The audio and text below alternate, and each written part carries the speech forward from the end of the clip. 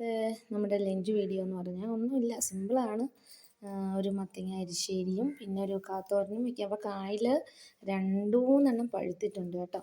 അപ്പം മത്തങ്ങയും നാടനാണ്. ഇതെല്ലാം നമ്മുടെ പറമ്പിൽ നിന്ന് കിട്ടിയതാണ്. മത്തങ്ങ നമ്മൾ പച്ചക്കറിയൊക്കെ മേടിക്കുമ്പം കുരുവൊക്കെ എടുത്ത് കളഞ്ഞ് കിളിച്ച് വന്നതാണ്. ആരും കാണാതെ ഇടുന്ന കേട്ടോ.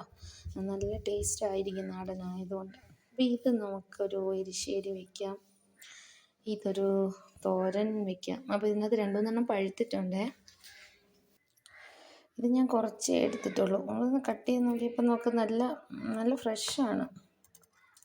നല്ല ഫ്രഷായിട്ടിരിക്കുക. കുറച്ചേ ഞാൻ കട്ട് ചെയ്തുള്ളൂ. അപ്പോൾ ഇത് നമുക്കിനി വാഷ് ചെയ്ത് നമുക്ക് ഞാൻ കുക്കറിലാണ് വയ്ക്കുന്നത് കേട്ടോ. അതാവുമ്പോൾ പെട്ടെന്ന് 2-3 വിസിൽ മതിയല്ലോ. അപ്പോൾ ഇച്ചിരി മഞ്ഞൾപ്പൊടി ഉപ്പും ഇട്ടിട്ട് നമുക്ക് വേവിച്ചെടുക്കാം. നമ്മുടെ എരിശ്ശേരിയൊക്കെ റെഡിയായി, മത്തങ്ങ എരിശ്ശേരി.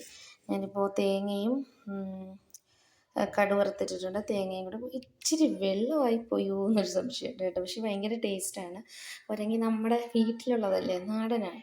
അപ്പോൾ ഇനി നമുക്ക് ഇതും കൂട്ടി ഇച്ചിരി ചോറ് കഴിച്ചാലോ.